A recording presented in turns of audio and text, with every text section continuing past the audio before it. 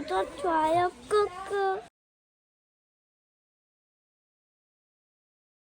여러분 반갑습니다. 말씀창고의 서현 목사입니다. 오늘도 시청해 주셔서 감사합니다. 여러분의 구독과 좋아요, 알람 설정으로 저희 채널을 응원해 주세요. 항상 함께 해주셔서 감사합니다. 오늘은 잠언 23장 17절부터 35절 말씀입니다. 오늘 말씀은 특별히 술을 즐기고 먹을 것을 탐내는 사람들과 함께 하지 말라고 이야기를 하고 있습니다. 그렇게 하는 사람들은 곧 망할 것이기 때문입니다. 먹을 것을 좋아하고 마실 것을 좋아하는 사람들은 게을러지기 쉽습니다. 절제하지 못합니다. 그들과 함께하면 결국 그들과 같은 결말을 맞이할 뿐입니다. 오늘 이 말씀을 통해서 우리에게 주시는 하나님의 마음을 함께 묵상해 보기 원합니다. 17절부터 말씀입니다. 죄인들을 부러워하지 말고 늘 오직 여호와를 경외하는 일에만 마음을 써라. 분명 내 미래가 밝아지고 내가 기대하는 것은 끊어지지 않을 것이다. 내 아들아, 잘 듣고 지혜를 얻어서 내 마음을 바른 길로 이끌어라. 술을 많이 마시는 사람과 고기를 즐기는 사람들과 어울리지 마라. 술 취하고 식탐하는 자는 가난해지고 잠자기를 좋아하는 자는 누더기를 입게 된다. 너를 낳은 내 아버지의 말을 잘 듣고 내 어머니가 늙더라도 무시하지 마라. 진리를 사들이되 그것을 다시 팔지 마라. 지혜와 훈계와 지각도 마찬가지다. 의인의 아버지에게는 큰 기쁨이 있고 지혜로운 아들을 가진 사람은 그로 인해 기뻐할 것이다. 내 부모가 기뻐할 것이며 너를 낳은 어머니가 즐거워할 것이다. 내 아들아, 나를 주시해보고 내가 걸어온 길을 따르도록 하여라. 창녀는 깊은 함정이며 외간 여자는 좁은 구덩이다. 그녀는 숨어서 남자를 노리다가 남자들 가운데 배신자들을 길러낸다. 재앙이 누구에게 있느냐, 근심이 누구에게 있느냐, 다툼이 누구에게 있느냐, 불평이 누구에게 있느냐, 원인 모를 상처가 누구에게 있느냐, 충혈된 눈이 누구에게 있느냐. 술에 찌든 사람들, 섞은 술을 찾아다니는 사람들이다. 포도주는 붉고 잔에서 번쩍이며 마실 때 좋게 넘어가니 너는 그것을 보지도 마라. 결국에는 그것이 너를 뱀처럼 물고 독사처럼 독을 쏠 것이다. 내 눈이 외간 여자를 보고 내 마음이 타락한 말을 할 것이다. 너는 바다 한복판에 누운 것 같고 돛대 꼭대기에 누워있는 것 같을 것이다. 그러고는 아무리 때려봐라 내가 아픈가, 아무리 때려봐라 내가 고통을 느낄 수 있나, 내가 언제나 깨어서 다시 술을 마실까 할 것이다. 여러분, 오늘 말씀을 보면 특별히 술 먹는 사람들에 대한 이야기가 나오는데 이 이야기를 하기 전에 이렇게 권면하고 있습니다. 죄인들을 부러워하지 말라는 것입니다. 늘 오직 여호와를 경외하는 일에만 마음을 쓰라고 이야기하고 있습니다. 죄인의 형통을 부러워하지 말라고 되어 있습니다.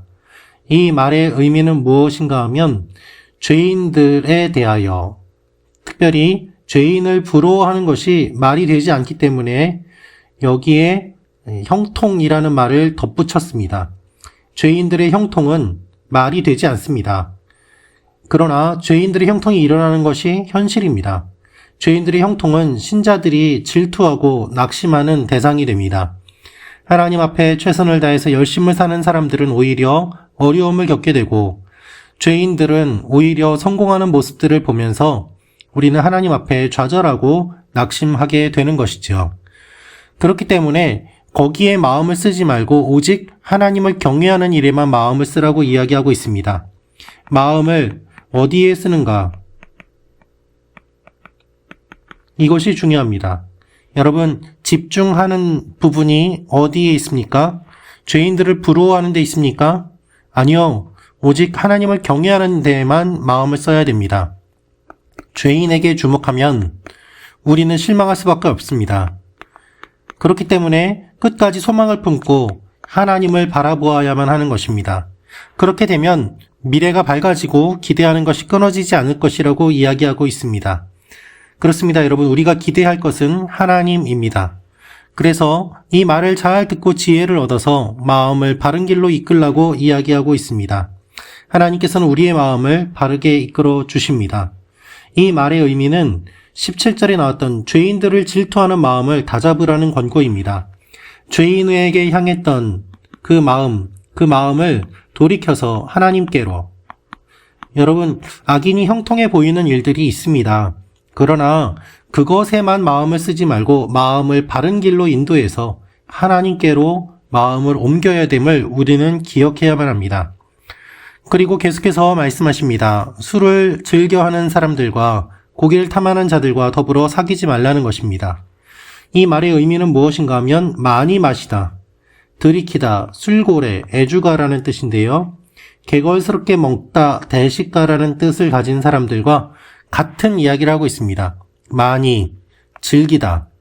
여러분, 술과 고기가 상징하는 것은 무엇인가 하면 향락입니다. 이 향락인데 이 향락은 결국에는 방탕과 음란으로 연결됩니다. 먹는 것이 성적인 것과 연결되고 그리고 도덕적인 타락과 연결되는 것입니다. 이 술 취하는 것에 대해서 좀 더 구체적으로 이야기하는데요.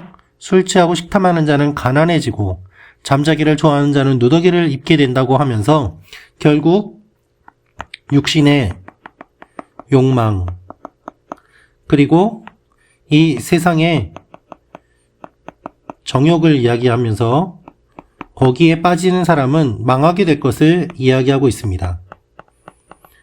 이것이 술 취하는 사람, 고기를 좋아하는 사람의 결론이 되는 것입니다. 여러분, 우리는 무엇을 좋아합니까? 우리가 보고 듣는 것 중에는 무엇이 있습니까? 우리가 보는 예능 프로그램들 중에 술 먹는, 그리고 고기를 먹는, 먹고 마시는 이런 것들이 너무나도 많이 있습니다. 그것들로 돈을 버는 사람들도 있습니다. 여러분, 우리가 생각해야 될 것은 무엇입니까? 술에 취해서는 안 됩니다. 술 먹는 사람들, 방탕한 사람들, 그들과 함께 지내서는 안 됩니다. 향락 문화가 이 세상을 지배해서는 안 됩니다. 하나님께서 말씀하시는 것이 바로 그것입니다. 너를 낳은 내 아버지의 말을 잘 듣고 내 어머니가 늙더라도 무시하지 말라고 이야기하면서 부모 공경의 계명을 다시 한번 확인하고 부모가 나이 들어 세상을 떠날 때까지 계속 지켜야 됨을 이야기하고 있습니다. 부모의 말을 듣는 자녀가 결국 하나님께도 인정받는 자녀가 되고 하나님의 사람으로 서 나갈 것임을 이야기하고 있습니다. 의인의 아버지에게는 큰 기쁨이 있고 지혜로운 아들을 가진 사람은 그로 인해 기뻐할 것이다. 결국 아들은 아버지의 자랑과 기쁨이 됩니다. 이것이 우리와 하나님과의 관계에서도 역시 마찬가지입니다. 우리가 하나님의 자녀, 그리고 하나님의 기쁨으로 세워져 가야 되는 것이죠. 하나님께서 우리를 보고 기뻐하십니다. 하나님께서 우리를 보고 기뻐하실 이유는 무엇입니까? 우리가 지혜로운 일들을 할 때, 우리가 지혜롭게 반응할 때, 이 지혜는 결국 무엇인가 하면 하나님의 말씀, 훈계, 율법입니다. 여러분, 이 시대는 율법을 싫어하는 시대입니다. 이 시대는 훈계를 싫어하는 시대입니다. 이 시대는 가르침을 싫어합니다. 그리고 누군가가 가르치려고 하면 꼰대라고 이야기를 하고 귀를 막고 듣지 않고 자신도 스스로 할 수 있다고 생각하며 이야기를 합니다. 그러나 성경 말씀은 분명하게 이야기를 하고 있습니다. 부모가 가르치는 것, 아버지가 가르치는 것, 하나님의 말씀에 주의하라고 말입니다. 그래서 내 눈으로 길을 즐거워하라고 이야기하면서 하나님의 길, 하나님의 율법을 기쁘게 여기고 호의적으로 받아들이라고 이야기하고 있습니다. 기뻐해야 됩니다. 하나님의 말씀을 기뻐하고 율법을 기뻐해야 됩니다. 그래서 이방 여인에게 빠지지 말고 하나님의 말씀에 주목해야 됨을 이야기하고 있습니다. 아들이 빠지지 말아야 될 위험이 음녀의 구덩이, 이방 여인의 함정으로 묘사되고 있습니다. 구덩이는 사람을 구금해 두는 장소로 우물이나 빗물 저장고 역시 마찬가지 용도로 사용되었습니다. 자력으로는 이 웅덩이에서 절대로 빠져나올 수 없습니다. 그래서 죽음이 확정적입니다. 여러분, 이러한 사람들이 얼마나 어리석습니까? 얼마 전에 어떤 뉴스를 보았습니다. 한 유튜버가 폐가 체험을 한다고 거기에 들어갔다가 사람들이 오는 것, 그 폐가에 들어가지 말라고 막는 사람이 경비가 오는 것을 피하기 위해서 불을 아예 끄고 아무것도 보이지 않는 상황 가운데 폐가 체험을 하러 들어갔다고 합니다. 거기에서 깊은 저수조에 빠져서 생명을 잃게 되었다는 안타까운 소식을 들은 적이 있습니다. 얼마나 어리석습니까? 얼마나 안타깝습니까? 여러분, 왜 그런 곳에 가고 왜 불을 끄고 왜 거기에 빠지게 되었을까요? 참 슬프고 또한 슬픈 일입니다. 그러나 우리의 삶 가운데 이런 일들이 많이 일어나기도 합니다. 우리의 힘으로는 빠져나올 수 없는 영적인 구덩이와 같은 것들이 우리의 속에 있는데 우리가 그것을 찾아가고 즐기고 그 가운데 스스로 빠지는 일들이 우리도 모르게 일어나고 있지는 않습니까? 그것이 바로 술에 관련된 일들 가운데 많이 일어납니다. 술에 찌든 사람들이 있습니다. 술이 없으면 살지 못하는 사람들이 있습니다. 술이 자신을 지배하는 사람들이 있습니다. 여러분, 이런 사람들과 함께하지 마십시오. 우리는 이 사회가 어떠한 흐름으로 가고 있는지 생각해 보아야만 합니다. 결국에는 그것이 우리를 뱀처럼 물고 독사처럼 독을 쏠 것입니다.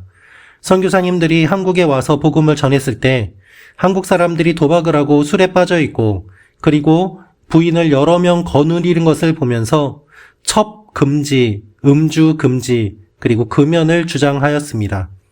그것이 사회를 바꾸는 일이었고 복음을 전하는 도구였습니다. 여러분, 우리가 살고 있는 이 사회는 선교사님이 전해주었던 그 영적인 일들을 많이 잃어버리고 있지는 않습니까? 그렇게 잘못된 일들을 하고 술 취한 사람들은 이와 같은 반응을 보입니다. 아무리 때려봐라 내가 아픈가. 그렇습니다. 술에 취했기 때문에 현실을 자각하지 못합니다. 그는 전혀 알지 못하고 자기 말만 내뱉을 뿐입니다. 술 취한 사람들의 모습을 보십시오. 계속 술을 원합니다. 잘못된 모습을 보입니다. 그러나 본인이 잘못하고 있는지도 모릅니다. 이제 연말이 되어가고 있습니다. 연말 연시 수많은 사람들이 또 술 마시고 길에서 흐느적거리며 술 취한 모습으로 방황할 것입니다. 그러한 모습을 주님께서는 어떻게 보고 계실까요? 성탄을 맞이하면서 사람들이 연말 연시를 맞이하는 모습과 그리스도인들이 성탄을 맞이하는 모습, 과연 어떠한 모습으로 우리가 하나님 앞에 나아가야 될까요? 하나님께서는 어떤 모습을 기뻐하실까요? 우리가 우리의 모습을 생각하고 이사야의 모습을 생각하며 오늘 말씀을 주목하며 묵상하며 나아가기를 원합니다. 기도하겠습니다. 아버지 하나님, 이 사회에 만연되어 있는 음주 문화가 끊어지게 하시고 술 취하지 않게 하시고 주님 술에 지배당하지 않게 하시고 방탕한 삶들이 변화되게 하여 주옵소서. 예수님의 이름으로 기도합니다. 아멘.